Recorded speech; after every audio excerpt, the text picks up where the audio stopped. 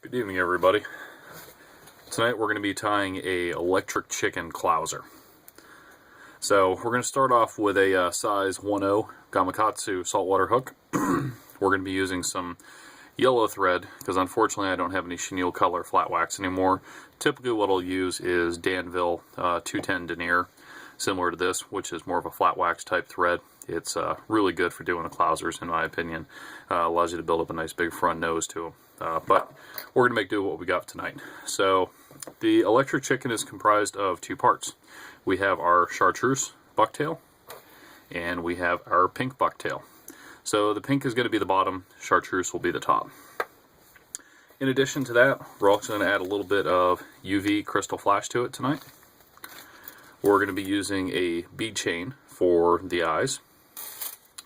And we're also going to need a little bit of Sally Hansen's Hard as Nails and a little bit of Zap-A-Gab. You'll see why here shortly. So we're going to start off, and about midway through the hook shank, we're going to go ahead and just do a few wraps here, lay a little bit of a thread bed, and we're going to try tag end off. Alright, so we've got our base set, not a whole lot to do here. Since this is thinner thread that I normally use, I'm going to go ahead and just do a couple more wraps right up here. And this is why. We're going to take our bead chain and we're going to nip off just the two ends here.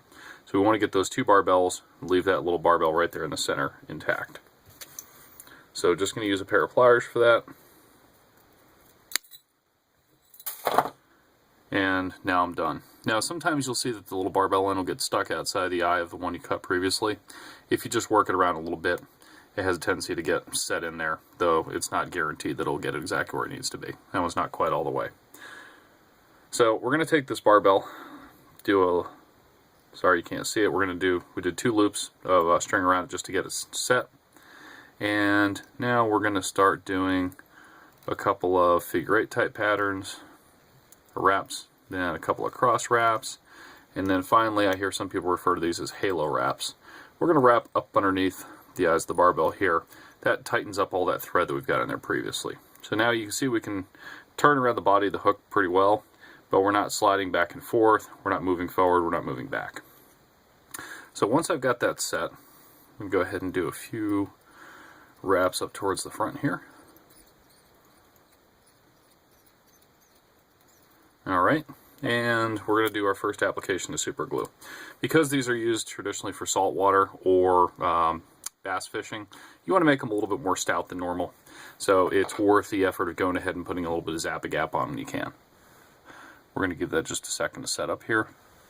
So unfortunately, I don't have any video editing software, so we're stuck with real time here. And that's getting pretty close to where I want it. So first things first, we need to go ahead and cut a little bit of our pink bucktail to use for what's going to be the bottom. Remember with clousers, these are actually going to hook up. So even though this looks like it's the top right now, this is actually the bottom we're doing. So we're going to start with that piece first. Now anytime you do buck hair, you want to try to get in as close as possible to the base here to go ahead and get those fibers. You want those thick parts that are right down there near the base. So we're going to take our pair of scissors, we're going to get down here real close. And I recommend using purpose-specific scissors here. You don't want to use your good quality scissors on hair. Hair is a little bit tougher, it's more bristly, it's going to wear out those blades. So we've got a bunch here, which is actually a little bit more than we need. You can tell by the thickness down there. So we're going to split this into half. And even that is a little bit thicker than I like, but we're going to go with it for right now. Take that back. Let me pull a couple out here. And if you're careful about lining up your excess, you're setting aside more for your next pattern. Alright, so we're going to go, this is the thicker parts here. We're going to use that as an anchor for our fingers. Go ahead and just get it brushed out. Make sure we know how we want it to lay. And that's about good distance right there. If you look at the relative position of the eye to the rest of the body here, and you think about minnows and whatnot that you've seen previously, this is about a reasonable length. Eyeball it, play with larger ones, shorter ones, do whatever you want. You're going to find that some work better in certain areas. These are more designed for South Carolina and Georgia coast for catching redfish. So just do a couple of loose wraps, get that pulled back up, and we're going to start to cinch it down here. Now we're doing this ahead of the eyes, and you'll see why here in a second. So I've got that set. I'm going to pull my hair up, take my hair scissors, and trim this down. Get these loose tag ends. And I'm going to use my finer scissors and just do a little cleanup around here. The less you have up at the front, the better off you are. Just be careful not to drop your thread, and you'll be okay. Alright, there we go. Do a couple more wraps, make sure she's good and locked down. And we're going to come up underneath the eyes and come right behind, do one really loose wrap all the way around, and use that to tighten it down. And we're going to snug up just behind the head here. And we're not going to go any further. We don't want to really push it back. We want to go ahead and let these buck fibers go ahead and just stick out as much as they can. So this is part number one. We're done. Now I'm going to go ahead and do a half hitch here. I like to do half hitches when I'm reaching major steps where I need to stop for a second, maybe remove the hook, maybe taking some other activity. That just locks everything in. So I'm going to go ahead and put one more little touch of Zap-A-Gap in here, right there at that thread base. And that soaks into the fibers really, really quickly. So it's not going to take but a moment for that to go ahead and dry here. Okay, so the reason I did the half inch along with putting in the Zap-A-Gap not only is to go ahead and give it stability, but also because I don't have a nice vise, I need to manually flip mine upside down. Alright, and now we're going to start working on the second part of it here. So now we have the hook in the position it's actually going to fish in here. So before we go ahead and we lay down our chartreuse bucktail, we're going to take and we're going to cut a little bit of crystal flash here.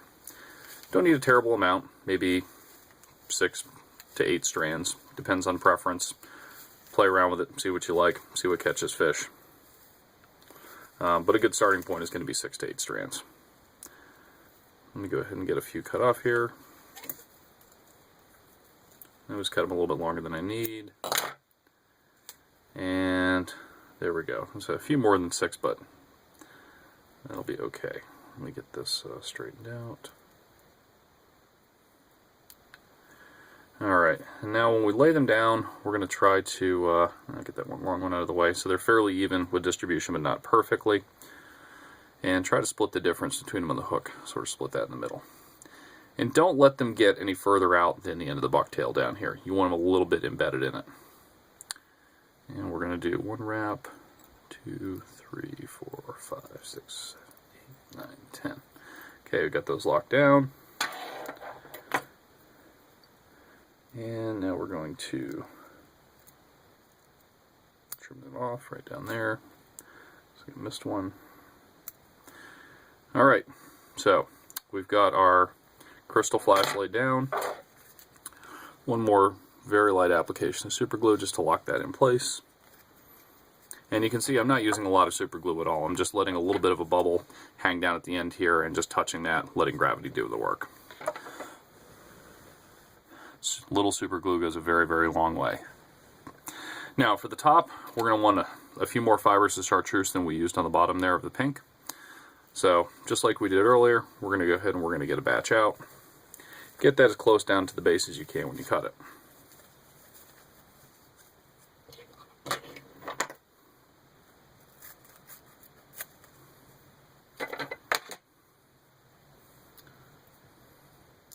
Alright, there's our chartreuse bunch.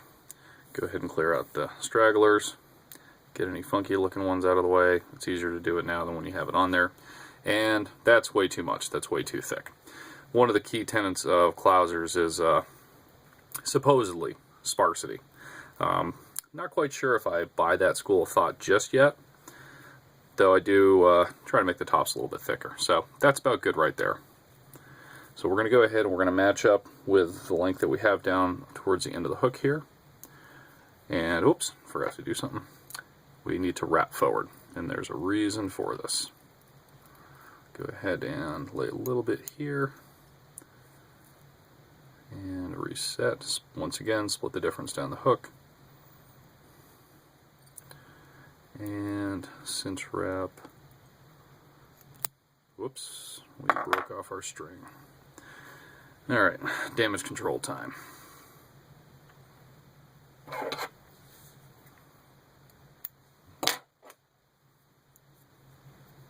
Bear with me 1 second here. Let me restring my bottom.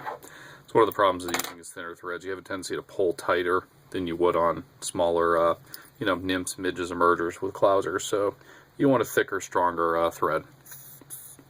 But like I said, we're going to make do tonight, simply for the purposes of illustration. Go ahead and get some wraps in here. Try to wrap up what was busted. There we go. I'm not overly concerned either because I've got the majority of this pattern so far pretty well locked down. Alright, let's try this again. Split the difference on the hook there. Keep it lined up. And a couple of cinch wraps. Go back towards the eyes. Alright, sorry about that. My wife called me. We had a bit of an interruption. So we're going to pick back up. Alright, so I'm going to fold this back here and trim down as close as I can. And this is where it gets a little bit tricky. You want to be careful not to cut your thread. Just take your time. No need to rush this. It's not going anywhere. Neither are you. Alright, so we've got it trimmed down now. I'm going to take my better scissors and taper this up just a bit. Try to clear out around the eye of the hook there. Alright, and now we're just going to start setting a thread body to build up this nose. And this is one of the other problems with the thinner thread too. This is going to take a lot more wraps than it would if I was using a thicker, denser thread, which would build this up relatively quickly and with a nice, smooth, even taper. So bear with me here as I do a ridiculous number of wraps to try to build this back up to snuff here.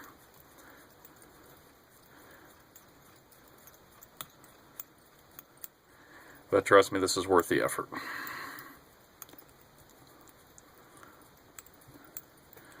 Alright, so move back a little. Back up towards the nose here. And that is good enough for demonstration purposes. Not perfect, but it'll do the trick. Come back up towards the eye here. And now we're going to whip finish.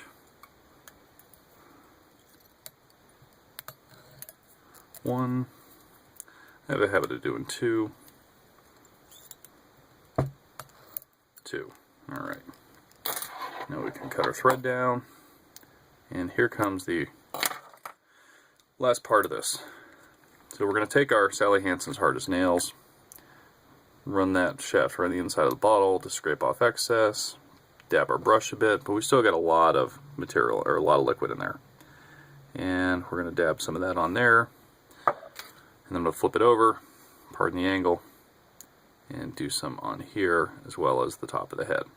Now, I'm going to stop here just for the purposes of demonstrating this fly, but normally I would set a coat, let it dry, go ahead and set another coat, let it dry again too. I just ordered some UV set liquid the other day. One thing I've noticed with Clousers is that they're such an easy pattern to tie that you end up going through them pretty quick and you get hung up waiting for the Hansen's Hard as Nails to dry. So, there we go. That's our finished electric chicken Clouser with a little bit of UV flash in there. And this will catch redfish pretty much anywhere on the coast of South Carolina or Georgia, along with pretty much every other fish that's in there. So, hope you enjoyed it. Have a great evening.